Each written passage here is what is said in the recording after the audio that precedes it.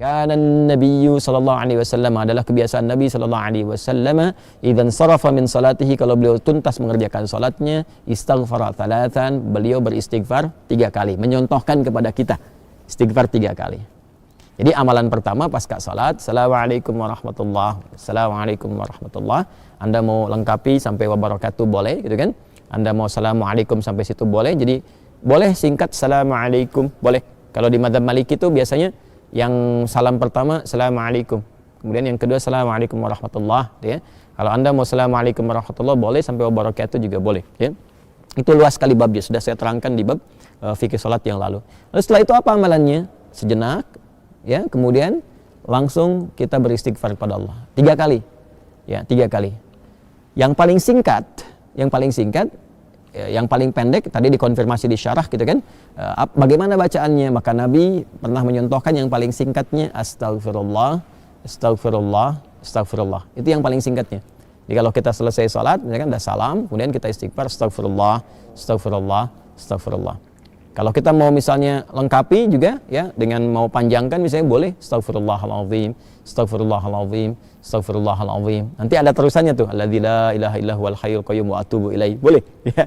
Jadi kalau misalnya buru-buru, ya, harus segera berangkat dan sebagainya, silahkan. Mau sambil berdiri istighfar astagfirullah, astagfirullah, astagfirullah 3 kali. Ya. Baik, ini menarik. Kenapa istighfar? Kenapa bukan langsung tasbih, subhanallah, ya kan? Tahmid, alhamdulillah, Allahu akbar. Kenapa istighfar dimulai? Masih ingat teman-teman? Ya, kalau kita sambungkan ke awal tadi, idealnya dan seharusnya saat sholat itu kan terhubung dengan Allah, kan?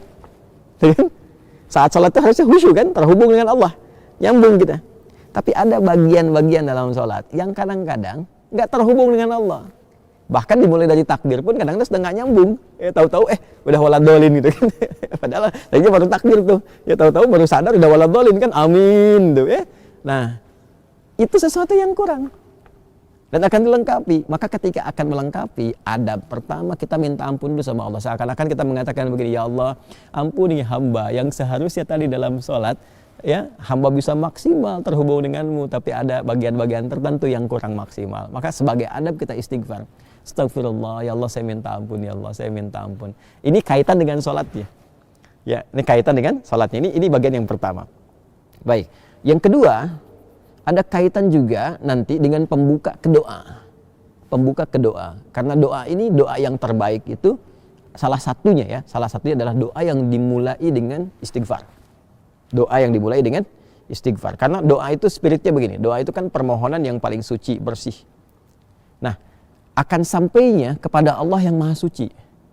Sedangkan sifat Allah dalam menerima doa disebutkan oleh Nabi, innallaha thayyibun la yaqbalu illa thayyiba. Allah itu maha baik, maha suci, tidak menerima kecuali yang baik-baik saja. Ya, maka permohonan yang baik itu akan sampai kepada Allah yang maha baik jika hatinya baik dan jika dirinya baik. Makanya ada orang-orang yang ketika bermohon kepada Allah, dicontohkan oleh Nabi, dulu ada orang-orang, Nabi, saya katakan langsung hadis Nabi saja, ya.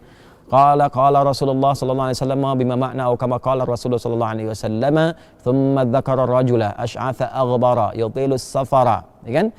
Yamuddu yadayhi ila as-sama'i fayaqulu ya Rabb, faqala Rasulullah sallallahu alaihi wasallam anna yustajabu lidzalika famat'amuhu haramun wa mashrabu haramun wa ghudhiya biharamun fa anna yustajabu lidzalik. Nabi mengisahkan seorang lelaki yang menempuh perjalanan panjang yang diniatkan untuk menaati Allah, itu berpotensi mengabulkan doa. Makanya kalau sedang safar banyak berdoa. Safar ke yang baik-baik, ya, bukan safar ke tempat-tempat gak jelas, itu kan. Kemudian setelah itu sampai di situ dia mengangkat tangannya. Orang yang mengangkat tangan untuk berdoa, kata Nabi, innallaha hayyun karibun. Sungguh Allah itu sangat maha mulia dan sangat maha memahami, ya, keadaan hambanya. Ya, maka ketika hambanya mengangkat tangannya, sulit, ya, untuk tidak terkabul doanya. Cepat bagi Allah mengabulkan doa. Demikian terjemah bebasnya kurang lebih seperti itu. Kemudian dia berkata, ya Rabb, memohon dengan al-asma'ul husna. Al-asma'ul husna. Memohon dengan al-asma'ul husna mempercepat terkabul doa. Seperti Quran surah ke-17 Al-Isra di ayat 110.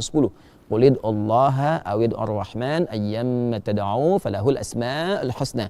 Sebut nama Allah, sebut nama Ar-Rahman. Kalau mau spesifik, pilih salah satu nama di Al-Asmaul Husna sesuai dengan kebutuhan kita. Jadi dia melakukan 3 hal yang seharusnya mempercepat doanya 3 kali lebih cepat dari keadaan biasa. Tapi komen Nabi apa?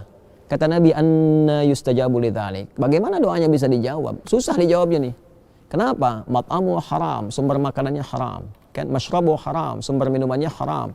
Ya, kemudian juga maaf, malbasu haram, pakaiannya haram, wa ghudhiya bi haramin, dan perangkat hidupnya haram. Anna yustajabu lidzalik. Jadi yang haram-haram yang bisa bersumber dari maksiat, dari kesalahan itu menutup, kadang-kadang jadi hijab. Ya, semakin tinggi, semakin kuat pekerjaan haramnya, semakin tebal penutupnya. Ya, semakin tebal penutupnya. Tapi kalau haram-haram dosa-dosanya misalnya kecil-kecil, tipis tuh sekatnya. Ya, kalau tipis kan cahaya masih bisa tembus kan? Tapi kalau tebal kan mantul. Itu ilustrasinya begitu. Ya, sedangkan Allah kan pemberi cahaya, nurun ala nur. Ya, ini cahayanya nggak bisa nyampe tuh kalau Allah berikan, nggak bisa tembus ke kitanya karena hatinya bermaksiat. Maka untuk membuka itu dengan istighfar. Astagfirullah, astagfirullah, astagfirullah. Makanya kalau orang rajin istighfar tuh, dulu saya pernah ceritakan kan, dan viral juga kisah ini ya di berbagai kesempatan. Orang rajin istighfar itu kadang-kadang belum minta Allah sudah kabulkan. Saya tidak harus mengulang tentang kisah tukang roti ya dan sebagainya gitu. Tapi itu indah sekali, latihan deh, latihan. Sampai istighfar itu di kebiasaan, bukan hanya pasca salat. Ya, di jalan bisa istighfar, duduk di mobil bisa istighfar. Ya, kemudian kita kadang merenung bisa istighfar. Itu kalau sudah menyatu dengan kepribadian kita, masya Allah, enak itu, enak, tenang, nyaman. Latihannya salat. Jadi istighfar memberikan fungsi sebagai adab permohonan ampunan kepada Allah karena mungkin tadi tidak sempurna dalam salat, ya kan? Lalu dengan kasih Allah itu diberikan pemaafan dan disempurnakan. Lalu yang kedua, pembuka untuk menyampaikan permohonan dalam doa kepada Allah yang barangkali karena kondisi tidak terkoneksi tadi, ya belum mampu, ya kita menyampaikannya sehingga tidak terjawab dengan maksimal, ya kan?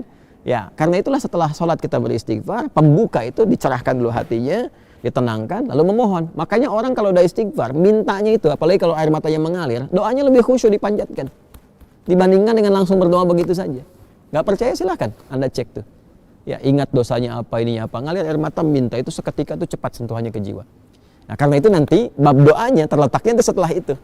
Setelah istighfar itu nanti ada doa pembuka dulu, ya. Nah, karena itulah setelah Anda berdoa, ya kan? Setelah Anda istighfar, ya kita istighfar, astagfirullah, astagfirullah. Kalau mau dilengkapi silakan, astagfirullahaladzim, astagfirullahaladzim, astagfirullahaladzim. Kalau astagfirullah itu yang paling pendek ya. Memahaminya jangan begini. Nabi kan katakannya astagfirullah, jadi harus begitu, tidak. Hadis yang lain banyak juga, satukan ke situ, ini baru satu hadis. Ya, dan astagfirullah kalimatnya itu syarah hadisnya.